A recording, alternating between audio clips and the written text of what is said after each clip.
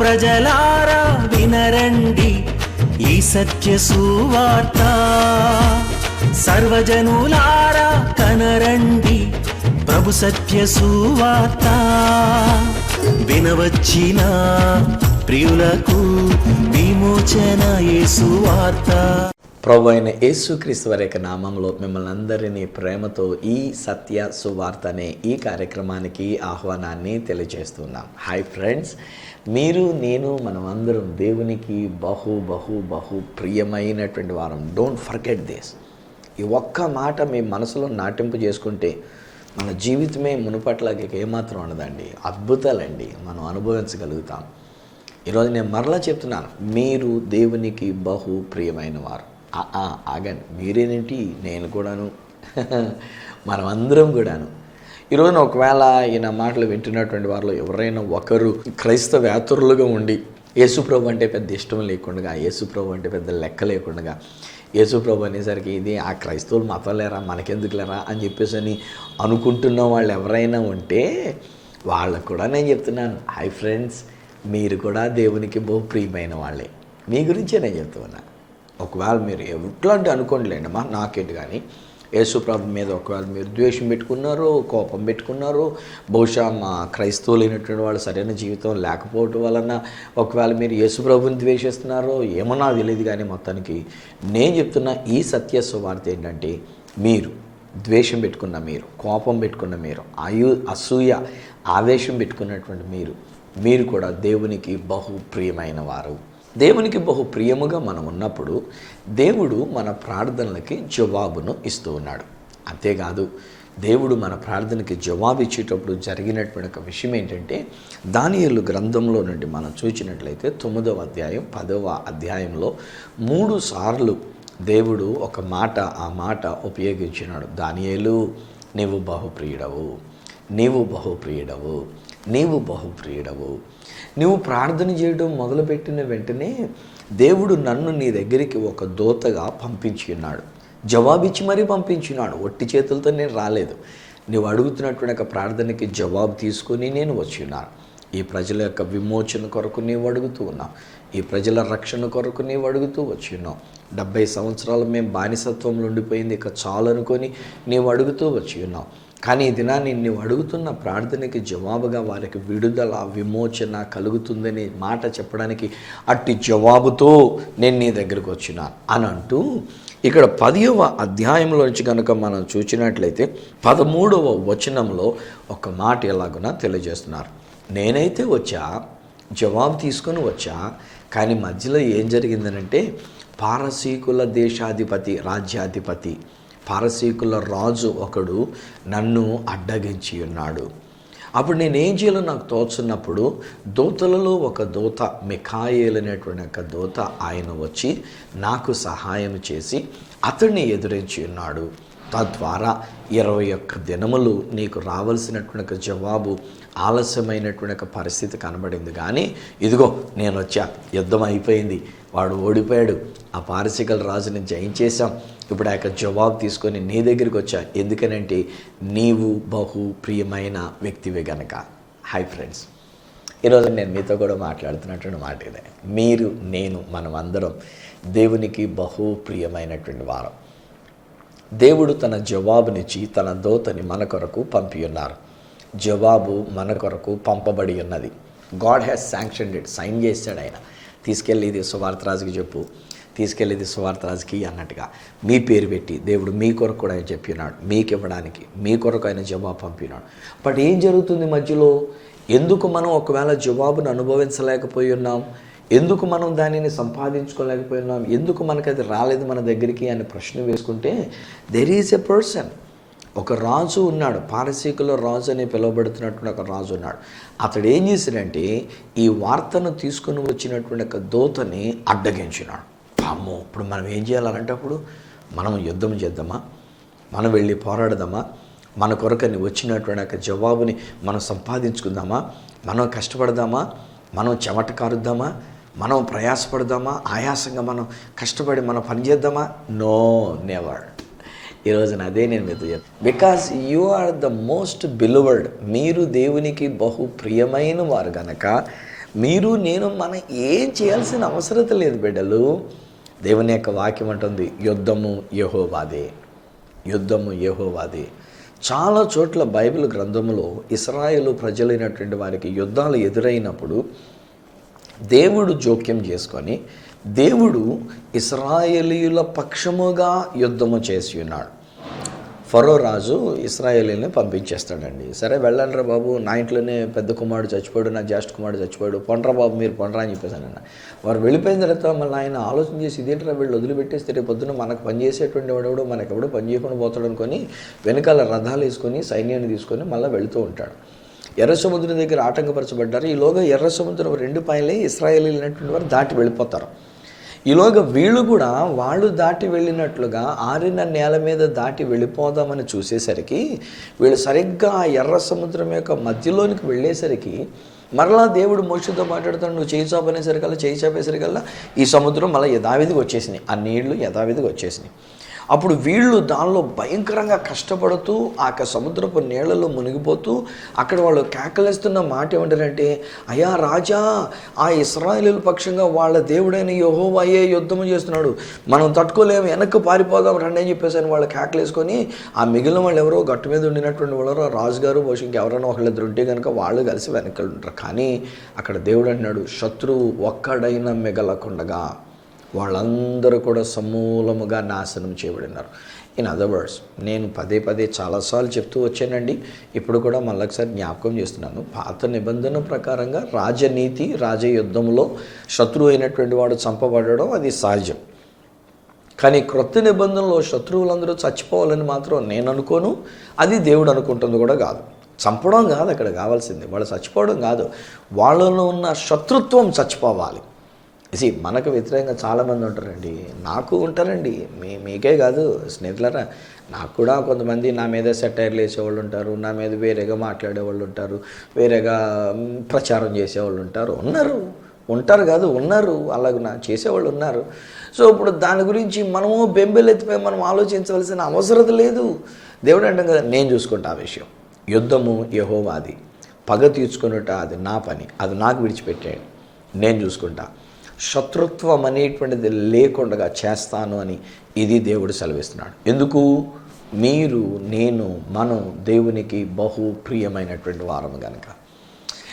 ఈరోజు నేను మీతో మాట్లాడుతున్నటువంటి మాట ఏంటంటే, whatever the battle you are battling, ఏ పోరాటాలు యుద్ధాలు మీరు ఎదుర్కొంటూ ఉండి ఉన్నారు. బహుశా అది ఒక బలహీనత అయి ఉండొచ్చండి, లేక ఒక ఆర్థిక సమస్య ఉండొచ్చండి, లేకపోతే ఒకవేళ మానసికమైనటువంటి సమస్య ఉండి ఉండవచ్చండి, ఎదురాడుతున్నటువంటి వారు మనల్ని ఎదురాడుతున్నట్టుగా ఉండి ఉండవచ్చండి. ఏది ఏమైనప్పటికైనా సరే ఈ దినాన్ని నేను మీతో పంచుకుంటున్నటువంటి ఒక మాట ఏంటంటే, మీరు నేను మనం పోరాడవలసిన అవసరతే లేదు ఇందులోని, దేవుడే చూసుకుంటున్నాడు.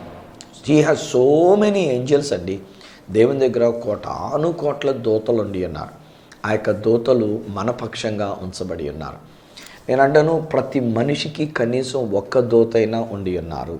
మనం పుట్టినప్పుడే దేవుడు మన కొరకు ఒక దూతని కేటాయించి ఉండి ఉండాలి. పుట్టక ముందే మన కొరకు ఒక దూతను కేటాయించి ఉండాలి. ఇప్పుడు దాదాపుగా 600 లేక 700 కోట్ల మంది ప్రజలు యావత్ ప్రపంచం మీద ఉంటే 700 కోట్ల కంటే ఎక్కువైనటువంటి దూతలే ఇక్కడ ఈ భూమి మీద ఉండి ఉండాలి. ప్రతి మనిషికి ఒక దూతనిగా దేవుడు ఏర్పాటు చేశాడు. ఇప్పుడు మనం ఏం చేస్తున్నామంటే, ఏదైనా కాస్త కష్టం వస్తే, ఏదైనా ఒక బలహీనత వస్తే, ఏదైనా ఒక సమస్య వస్తే, ఏదైనా ఒక నింద వచ్చినట్లయితే, ఏదైనా ఒక పరిస్థితి మనకు ఎదురైతే దానిని మనమే పోరాడడానికి అన్నట్టుగా మనం ప్రయత్నం చేస్తున్నాం. అందుకని అలసిపోతూ ఉంటాం, సొమసిల్లిపోతూ ఉంటాం, కృంగిపోతున్నటువంటి రీతిగా మనం తయారవుతూ ఉంటాం. వద్దు, ఈరోజు నేను అంటాను రిలాక్స్. ఫ్రెండ్స్, మీకే నేను చెప్తున్నా రిలాక్స్. అయినా ఈ వయసులో మీకు యుద్ధం ఏంటండి? పెద్దవాళ్ళు అయిన తర్వాత ఒక కుటుంబం మీరు నలిగిపోతున్నారు. మీరే ఏదో శ్రమ పడిపోవాలి, మీరే ఏదో కష్టపడిపోవాలి అని చెప్పేసి అనేది మీ తపన. మంచిదే లేండి. అంటే పిల్లలకి నేను పని అప్పు చెప్పకూడదండి, పాపం వాళ్ళు పని చేయకూడదు, నేనే చేయాలని. కానీ పిల్లలు కూడా ఒక్కొక్కసారి ఎలా అనుకుంటారో తెలుసా, నాన్న అన్ని పనులు నువ్వే చేస్తూ ఉంటే ఇక నేను ఎప్పుడు చేస్తాను నాయన, అమ్మ అన్ని పనులు నువ్వే చేసి పెట్టేస్తుంటే, నా కొరకు కూడా నువ్వే పనులు చేస్తుంటే ఇంకా నాకు ఎప్పుడు నేర్చుకుంటాను, నేను ఎప్పుడు పని చేయగలుగుతాను అని చెప్పేసి అని ఆ పిల్లలు అనుకుంటూ ఉంటారు. ఈ వయసు వచ్చిన తర్వాత కూడా మీరు ఇంకా పోరాడుతూ ఉన్నారు కదా, మీరు ఇంకా శ్రమ పడుతూ ఉన్నారు. I can see a family, ఒక కుటుంబాన్ని నేను చూస్తున్నాను. మిమ్మల్ని మీ గురించి నేను మాట్లాడుతున్నాను. ఎప్పటికింకా సంపాదన సంపాదిస్తున్నారు. ఈ వయసులో కూడా మీరు ఏదో సంపాదించి పిల్లలకి పెట్టాలి పాపం అన్నట్టుగా మీరు అనుకుంటున్నారు. బట్ లీవ్ దెమ్ అండి, వాళ్ళు విడిచిపెట్టండి, వాళ్ళు సంపాదించుకోగలరు. మీరు శ్రమపడొద్దు, ఊరికే మీరు కష్టపడొద్దు మీ ఆరోగ్యాన్ని పాడు చేసుకున్నట్టుగా. నేను ఒకసారి ఒక తండ్రి, ఒక పెద్ద ఒక ఆయన్ని రిక్షా తొక్కుతుంటే చూసి చాలా బాధపడ్డా. నేను ఈ వయసులో కూడా నువ్వు ఎందుకునైనా ఇంకా రిక్షా తొక్కుతున్నావు అంటే, ఏం చేయమంటారు అయ్య గారు, అదిగో నా కొడుకు ఇలాంటి పరిస్థితిలో ఉండి ఉన్నాడు, కోడలు ఇలాగ ఉండి ఉన్నది, కూతురికి ఇలా జరిగింది, సో వీళ్ళందరినీ పోషించడానికి ఎవరూ లేరు అయ్య గారు. అప్పుడు నా మనసు చివుకుమంది, అయ్యో పాపం కుటుంబ పరిస్థితిని బట్టి ఇప్పటికింకా ఈయన పెద్ద ఆయన ఇలాగన కష్టపడి ఇంటిలోనికి సంపాదన సంపాదిస్తున్నాడు. రోజుకి రిక్షా దొక్కితే ఎంత వస్తుంది? ఇప్పుడు అన్నీ ఆటోలు వచ్చేసినాయి. ఎవరు కూడా రిక్షా ఎక్కడానికి ఇష్టపడం మనం. అందరూ ఆటోలు ఎక్కేసి త్వరగా వెళ్ళిపోవాలని చూస్తాం తప్ప రిక్షా తొక్కి అందులోకి వయసులో పెద్ద అయినా లాగ్గలడో లేదో ఎందుకు వచ్చింది లేరా బాబు ఆటో ఎక్కేద్దాం అనుకుని ఆటో వాడికి 20 రూపాయలు ఇస్తాము, పాప మీ రిక్షా వాడికి 10 రూపాయలు ఇవ్వడానికి కూడా బేరం అడిగి ఏదో చేస్తూ ఉంటాం. సో ఈరోజు నేను అంటాను, మనం కూడా తల్లిదండ్రులైనటువంటి వాళ్ళని చూసుకోవాలి. ఒకవేళ ఏదైనా పరిస్థితి వచ్చినప్పుడు కూడా మనం జాలి కలిగినటువంటి వాళ్ళమే, దేవుని యొక్క హృదయం కలిగినటువంటి వాళ్ళమే చేయాలి. ఒకవేళ మనం చేయకపోయినా, ఈరోజు నేను చెప్తున్న సువార్త ఏమిటంటే, నా దేవుడు వారి కొరకు ఏర్పాటు చేసినటువంటి యొక్క దూతలు వాళ్ళు చేస్తారు ఆ పని కావాల్సిన రీతిగా. వాళ్ళు చూసుకుంటారు, వాళ్ళ పక్షంగా ఏ విధంగా పోరాడాలో, ఏ విధంగా యుద్ధం చేయాలో అది వాళ్ళు చూసుకుంటారు. బట్ ఒకటండి, మనం ఈ జీవితంలో ఉన్నంత వరకు ఖచ్చితంగా ఈ జీవితం అనేటువంటిది ఒక పోరాటమే. ఈ జీవితం అనేటువంటిది ఒక యుద్ధ భూమి లాంటిదే. మనం ఏదో ఒకటి ఎదుర్కొనక తప్పదు, ఏదో ఒక విషయాన్ని, సమస్యల్ని ఎదుర్కొనక తప్పదు. ఈరోజు బహుశా ఒక కుటుంబంలో నువ్వు మానసికమైనటువంటి సమస్యలు మీరు ఎదుర్కొంటున్నారు కదా. మీ కుటుంబంలో మీ కోడల గురించో, లేకపోతే మీ అల్లుడు గారి గురించో, లేకపోతే బిడ్డల గురించో బహుశా మీరు బాగా నలిగిపోతూ ఉండి ఉన్నారు. ఈరోజు మీకు సమాధానాన్ని మీరు కోల్పోయిన స్థితిలో మీరు ఉండి ఉన్నారు. నెమ్మది లేకుండా మీరు ఉంటూ ఉన్నారు.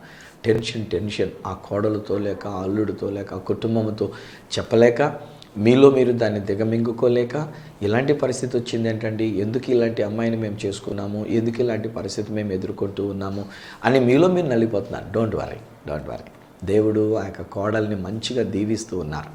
ఆ కోడల యొక్క జీవితాన్ని దేవుడు మారుస్తూ ఉన్నారు. అలానే ఒకవేళ అల్లుడి గారి వల్ల మీరు ప్రాబ్లం అనుకుంటే, అల్లుడి గారిని కూడా దేవుడు మారుస్తున్నారు. మీరు మాట్లాడొద్దు, మీరు అనొద్దు, పుసుకుమని ఒక మాట కూడా అనొద్దు, ఏ మాట అనొద్దు. కోడలను అనొద్దు, అల్లుడు గారిని అనొద్దు, లేకపోతే ఇంట్లో ఉన్నటువంటి బిడ్డలు కానీ అనొద్దండి. మీరేం చేయొద్దు అసలు. యుద్ధము యెహోవాది.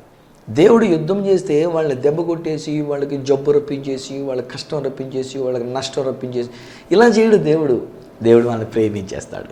అది దేవుని యొక్క గొప్పతనం. దేవుడు వాళ్ళని క్షమిస్తాడు. దేవుడు వాళ్ళకి కావలసినవన్నీ ఇస్తాడు. ఈరోజు నీ అత్తమామలుగా ఉన్నటువంటి మీ మీద ప్రేమ, మమకారం వచ్చేటట్టుగా ఆ దేవాతి దేవుడు చేయగలడు. ఈ జస్ట్ వెయిట్ అండ్ సీ. అక్కడ అంటాడు, ఓరక నిలుచుండి చూడండి అంతే. మీ మీదకు వచ్చినటువంటి శత్రువులు ఇక మీదట మీ మీదకి రారు, ఇక మీకు ఉండరు. ఆ రోజున ఒకవేళ యెహోషాపాతు జీవితంలో అనేక మంది శత్రు సైన్యములు అనేటువంటివి 4 వైపుల నుండి వచ్చినాయి.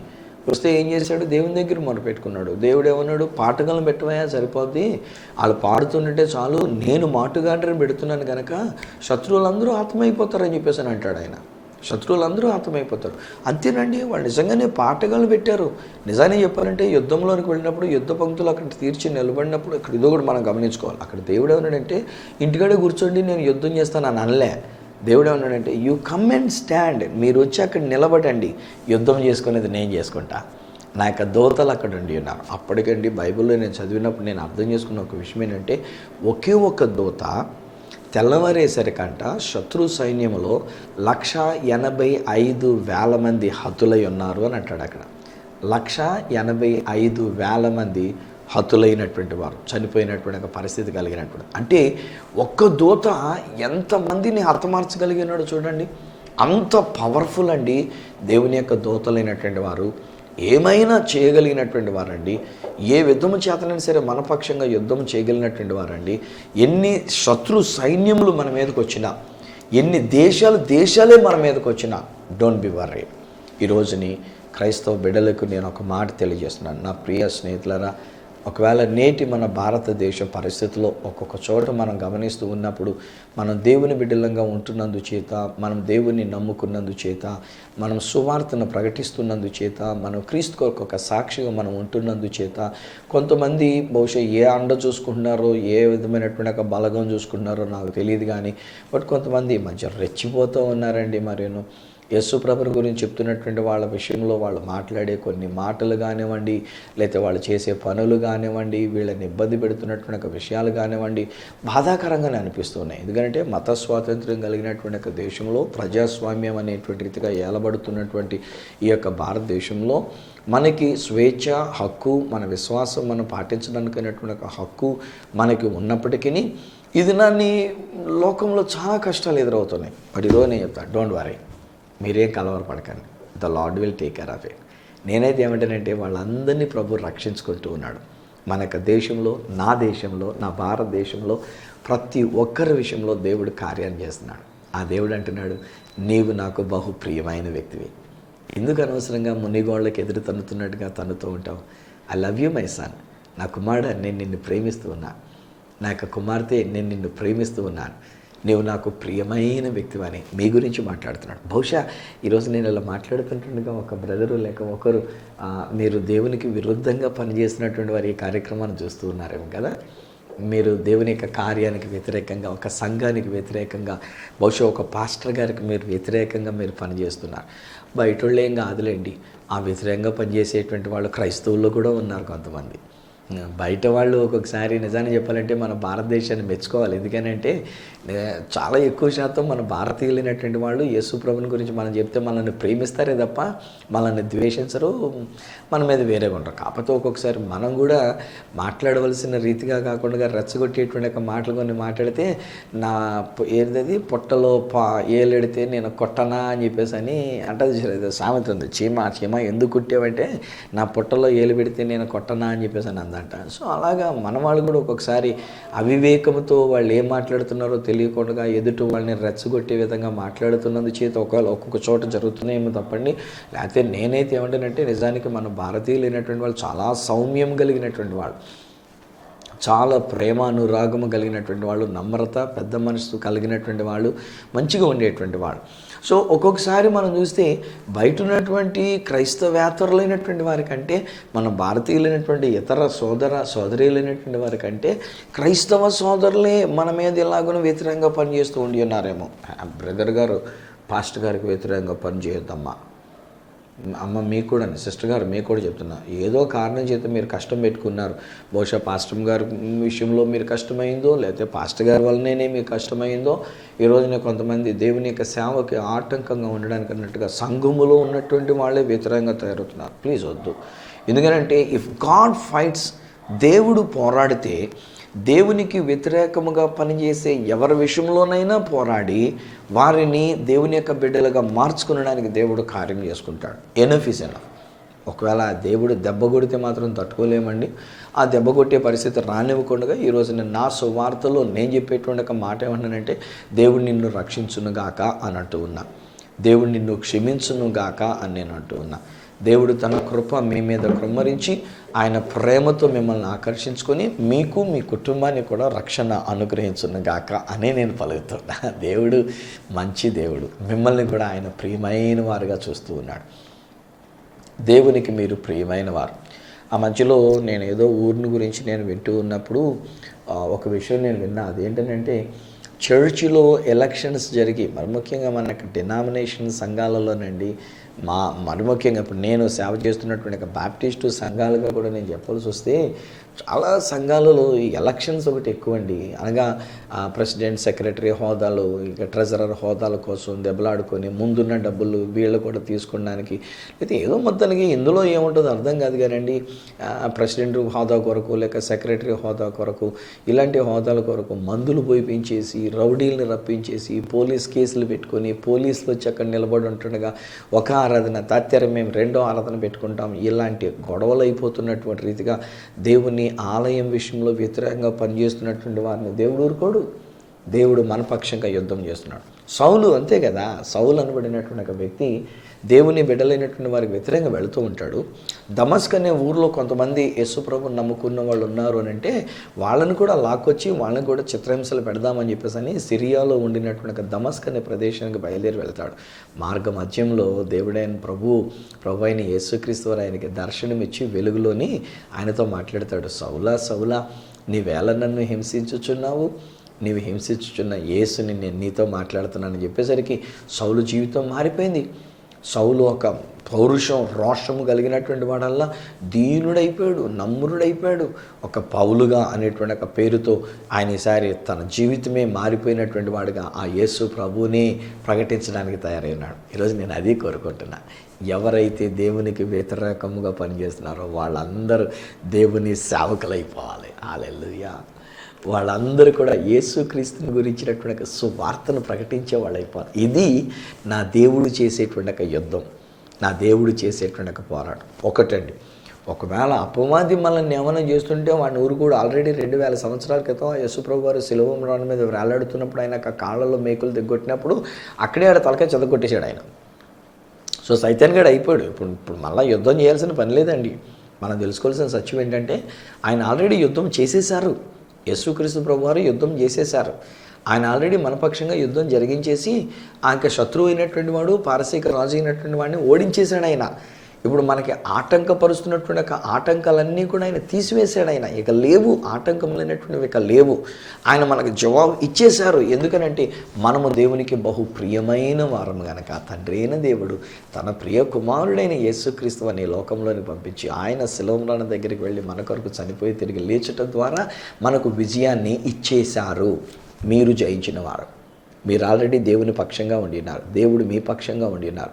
మనకు విజయం కలిగి ఉన్నది, మనం విజయాన్ని పొందుకొని ఉన్నాము, మనము జయించిన వారమై ఉన్నాము. ఇది సత్యం. ఈరోజు ఒకవేళ మనమే దేవునికి వ్యతిరేకంగా ఏదైనా చేస్తుంటే ఆ దేవుడు మన కొరకు చేసేటువంటి ఒక పోరాటం ఏంటంటే మన దగ్గరికి వచ్చి మనల్ని ప్రేమించేసి, మనల్ని కౌగిలించేసుకొని, మనల్ని ముద్దు పెట్టేసుకొని తన యొక్క మంచితనం చేత, తన యొక్క ప్రేమ చేత మనకు రక్షణ భాగ్యాన్ని ఇస్తున్నాడు. ఆయన కొట్టడు. ఈరోజు నేను చెప్పాల్సి వస్తే నేను ఖచ్చితంగా చెప్తున్నాను, ఒకవేళ మీరు ఎంత అల్లరి చేసినా, ఒకవేళ మీరు ఎంత నేనైనా అల్లరి చేయగా విని ఊరుకొని లాస్ట్లో ఎప్పుడోకప్పుడు గమ్మును కొట్టేయాలనిపిస్తుంది. ఇంకా నాకు ఒక్కొక్కసారి వీళ్ళెంత అల్లరి చేస్తున్నారు, వీళ్ళంత చెప్పిన మాట వినట్లేదు, వీళ్ళని వేసేయాలి, ఒక దెబ్బ వేసేయాలి. ఆడికి కావాల్సిన 2 కావాలంటే 2 దెబ్బలు వేస్తే అప్పుడు కానీ వీడు కుదురుపడరా అని చెప్పేసి నాకు అనిపిస్తుంది. కానీ నా దేవుడు అలా కాదు. ఆయన ఎంతో ఓపికగా కనిపెడుతుంటాడు. ఆయన తెలిసిందల్లా ప్రేమించడమే, ఆయన తెలిసిందల్లా క్షమించడమే, ఆయన తెలిసిందల్లా మనల్ని కౌగిలించుకోవడమే, ఆయనకి తెలిసిందల్లా మనం ముద్దు పెట్టుకోవడమే. ఆయన తెలిసింది ఏంటంటే మన కొరకు గొప్ప విందు చేపించి అందరిని పిలిపించి నా కుమారుడు చనిపోయి మరలా బ్రతికాడు, తప్పిపోయి మరలా దొరికాడు, ఇతని గురించి నేను సంతోషిస్తున్నానని మనల్ని ప్రేమిస్తాడే తప్ప అంతమించలేదండి. అందుకనే దేవుని యొక్క వాక్యం అంటుంది ఆయన యొక్క అనుగ్రహము మనకి రక్షణ, మారు మనసును కలిగిస్తుందంట. మనల్ని మార్చేసుకుంటాడు ఆయన, తన బిడ్డలుగా మార్చేసుకుంటాడు. మనలో ఉన్న చెడుగుని తీసేస్తాడు. ఆయన పోరాటం మనలో ఉన్న చెడు స్వభావం మీద కానీ మన మీద కాదు. ఒకవేళ మనం ఎవరి మీదనైనా ఎదురాడుతున్నామనంటే, ఎవరి గురించైనా మనం చెడ్డ మాటలు పలుకుతున్నామనంటే, ఏదైనా విషయంలో కల్లా దేవునికి వ్యతిరేకంగా మనం పనిచేస్తున్నామనంటే ఆయన పోరాడుతున్నటువంటిది స్వభావం మీద పోరాడతాడు కానీ మన మీద ఆయన పోరాటం చేయడు. మనల్ని కొట్టడు, మనల్ని తిట్టడు, మనల్ని నరకానికి పంపించాడు. అందుకొరకు రాలేదు యేసుక్రీస్తు ప్రభువారు నన్ను నరకం నుండి తప్పించడానికి, తన యొక్క మోక్ష రాజ్యానికి తీసుకొని వెళ్ళడానికే నా యేసు నా కొరకు లోకంలోనికి వచ్చినారు. ఈరోజు నేను నేర్పిస్తున్న సత్యం ఏంటంటే ఆల్రెడీ మీ కొరకు దేవుడు తన దూతని ఏర్పాటు చేసి ఉన్నారు. ఆయన మీ పక్షంగా పోరాటాన్ని చేసేశారు. అటు సైతాన్ గాడి మీద పోరాటం చేసి మనకు విజయాన్ని ఇచ్చేశారు. మనకు రావాల్సిన ప్రార్థన జవాబు రానివ్వకుండా ఆటంకపరిచినటువంటి పారసీకుల రాజుని ఆయన ఓడించేశారు. మనకు రేవలసినటువంటి ఆ యొక్క జవాబుని, ఆ యొక్క ప్రార్థన జవాబుని దేవుడు మనకు ఇచ్చేశారు. అంటే ఈరోజు నేను అంటున్న స్వస్థత మీదే, మీరు ఆల్రెడీ పొంది ఉన్నారు. ఆ యొక్క అద్భుతాలు మీవే, మీరు ఆల్రెడీ వాటిని అనుభవిస్తున్నారు. ఒకవేళ మనమే వ్యతిరేకంగా పనిచేస్తున్నట్టే ఆయన చేసేటువంటి పోరాటం మన యొక్క స్వభావం మీద కానీ మన మీద కాదు. ఆయన మన విషయంలో అయితే ఆయన ప్రేమించి, ఆయన కౌగలించుకొని, ఆయన ముద్దు పెట్టుకొని, ఆయన మనల్ని దగ్గర తీసుకొని తన భుజాల మీదకి ఎక్కించుకొని, అబ్బా ఆయన యొక్క ప్రేమ అద్భుతం అండి. ఆయన మంచితనం, ఆయన యొక్క అనుగ్రహం, ఆయన యొక్క ప్రేమ మన జీవితాన్ని మార్చివేస్తుంది. సో అందుకే ఈరోజు నేను అంటున్నా, ఎవరైతే ఇలా వ్యతిరేకంగా, ఒకవేళ దేవునికి, దేవుని యొక్క సంఘానికి వ్యతిరేకంగా అపవాది చేత ప్రేరేపించబడి పనిచేస్తున్నారో వాళ్ళైతే దేవుని యొక్క సేవకులుగా మార్చేస్తున్నాడు. ఆ అపవాదిని ఓడించేశాడు కనుక దేవుడు మన పక్షముగా యుద్ధము చేసి మనకు జయమును, విజయాన్ని దేవుడిచ్చి ఉన్నారు. స్వస్థత ఇది మీ సొంతం, అద్భుతాలు ఇవి మీ సొంతం. ఈరోజున దేవుని యొక్క జవాబు మీ కొరకు వచ్చినది. కారణం మీరు, నేను, మనమందరం దేవునికి బహు ప్రియమైనటువంటి వారం. తండ్రి, నీకు వందనాలు చెల్లిస్తున్నాం. మీరు మమ్మల్ని ఎంతో ప్రేమించారు నాయన. మేము తప్పులు చేసినా, ఒక్కొక్కసారి మేము వ్యతిరేకంగా మాట్లాడినా, ఒక్కొక్కసారి నీకు విరోధంగా సైతాన్ గారి చేత ప్రేరేపించబడినటువంటి వారమే మేము పనులు చేసినా, పన్నాగాలు పన్నినా మీరు మమ్మల్ని క్షమించారు, మమ్మల్ని ప్రేమిస్తున్నారు. మమ్మల్ని ప్రేమించారు కనుక మమ్మల్ని క్షమించారు, భుజాల మీదకి ఎక్కించుకుంటున్నారు, మమ్మల్ని ఎంత గారాభం చేస్తున్నారు నాయన. తండ్రి, నీకు వందనాలు, నీకు స్తోత్రాలు. అదే సమయంలో ఒకవేళ అపవాది మాకు వ్యతిరేకంగా ఏదైనా పనిచేస్తున్నట్టే మీ యొక్క దూతలను పంపించి మా పక్షంగా ఆల్రెడీ మీరు యుద్ధము చేస్తారు కాదు నాయన. మాకు ఎదురైనటువంటి ప్రతి పోరాటంలో మీరు యుద్ధం ఆడతారు అని మేము అనట్లే. ఆల్రెడీ మీరు యుద్ధం ఆడేశారు.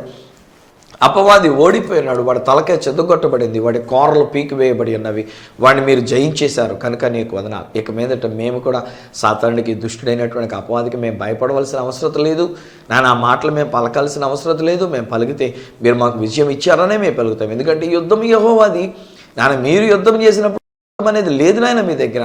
అవతల సాతానుడే ఓడిపోయినాడు తప్ప మీరు ఓడిపోయినటువంటి వాళ్ళు కారు. మీరు విజయాన్ని పొందుకున్నారు, అటు విజయాన్ని మీరు మాకు ఇచ్చి ఉన్నారు కనుక నీకు వందనాలు. ఈ దినాన్ని మా కొరకు మమ్మల్ని ప్రేమించి నీకు ప్రియమైన బిడ్డలుగా చేసుకొని మా కొరకు నీవు ఇచ్చిన జవాబు కొరకు నీకు వందనాలు, నీ మేలుల కొరకు నీకు వందనాలు, నీ అద్భుతమైన కార్యముల కొరకు నీకు వందనాలు. గొప్ప కార్యములను బట్టి నిన్ను స్తుతిస్తున్నాం, నిన్ను ఘనపరుస్తున్నాం, నిన్ను మహిమపరుస్తున్నాం. స్తుతి ఘనత మహిమలు నీకే మేము చెల్లించుకుంటూ ఈ బిడ్డలను, ఈ కుటుంబాన్ని నీ చేతిలో పెడుతున్నాం. డాడీ, ఇంకను ఏదైనా పోరాటం వారు ఎదుర్కొంటూ ఉన్నట్లయితే, ఏదైనా విషయంలోనైనా ఒకవేళ వారు ప్రయాసపడుతున్నట్లయితే, ఇది నాని ఈ సత్య సువార్త ద్వారా వారు ప్రయాసపడనక్కర్లేదని, వారినైనా చెమటోడ్చనక్కర్లేదని, రిలాక్స్గా ఉండినైనా నిలబడి ఓరక నిలుచుండి నీవిచ్చేటువంటి రక్షణ, నీవిచ్చేటువంటి విజయాన్ని వారు చూచున్నట్లుగా నాని ఈ సత్యాన్ని వారికి తెలియచేయబడినట్లు సహాయం చేసి నడిపించండి. సత్యమేమనగా మేము నీకు ప్రియమైనటువంటి వారం.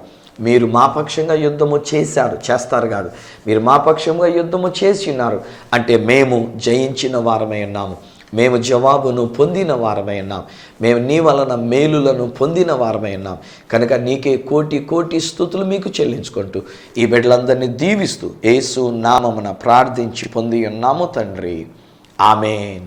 తండ్రి, కుమార, పరిశుద్ధాత్మలను దేవదేవుని దీవెన ఆశీర్వాదం ఆయన బిడ్డలుగా మీకు, మీ కుటుంబానికి విజయమును అనుగ్రహించి నడిపించును గాక. ఆమేన్, ఆమేన్. వెల్ స్నేహితులారా, దేవుడు మనకి విజయాన్ని ఇచ్చి ఉన్నారు. ఏ మాత్రం కలవరపడకండి, టెన్షన్ పడకండి, స్ట్రెస్ అయిపోకండి ఫ్రెండ్స్. రిలాక్స్గా ఉండండి. దేవుడు మన పక్షంగా ఆయన యుద్ధము చేసేసి ఉన్నాడు, మనకు విజయాన్ని ఇచ్చేసి ఉన్నాడు. ఆయన మనందరి జీవితాలని బాగు చేసి ఉన్నాడు. ఎందుకనంటే మీరు దేవునికి బహు ప్రియమైన వారు కనుక. ఈ విషయంలో మీరు పొందుకున్న మేలులు ఒకవేళ నాతో పంచుకోవాలని కోరుకున్నట్లయితే, లేక ఒకవేళ అప్పటికే మీకు ఇంకేదైనా సమస్య ఉండి తట్టుకోలేకుండా ఏదైనా పోరాటం మీకు ఎదురవుతున్నట్లయితే నిరభ్యంతరంగా నాకు ఒక ఉత్తరం ద్వారా కానీ, ఒక ఫోన్ కాల్ ద్వారా కానీ తెలియజేయండి. నేను తప్పకుండా మీ మాటలు వింటాం, మీ కొరకు నేను మాట్లాడి ప్రార్థన చేస్తాను. నా అడ్రస్ ఈ సత్య సువార్త, సామర్లకోట 533440, తూర్పుగోదావరి జిల్లా, ఆంధ్రప్రదేశ్. అడ్రస్ మరొకసారి చెప్తూ ఉన్నా, ఈ సత్య సువార్త, సామర్లకోట్ 533440, ఈస్ట్ గోదావరి డిస్ట్రిక్ట్, ఆంధ్రప్రదేశ్. అప్పటికి ఒకవేళ నాతో మీరు ఫోన్లో మాట్లాడాలని కోరుకున్నట్లయితే నా ఫోన్ నెంబర్ 9848110907, 9440040992, 8885526662. ఒకవేళ నాకు ఈమెయిల్ చేయాలనుకున్నట్లయితే నా ఈమెయిల్ ఐడి ఈసత్యసువార్త@gmail.com. మళ్ళీ నెక్స్ట్ ప్రోగ్రాంలో మిమ్మల్ని కలుసుకొని మరొక అద్భుతమైన సువర్తమానంతో మీ ముందుకు వచ్చేటంత వరకు మిమ్మల్ని ప్రేమించి మీ పక్షముగా యుద్ధమాడి మీకు విజయాన్ని ఇచ్చిన ఆ దేవాతి దేవుని చేతులకే మిమ్మల్ని అప్పగిస్తూ మీ దగ్గరే సెలవు తీసుకుంటున్న మీ ప్రియమైన సహోదరుడు ఈ సత్య సువార్త రాజు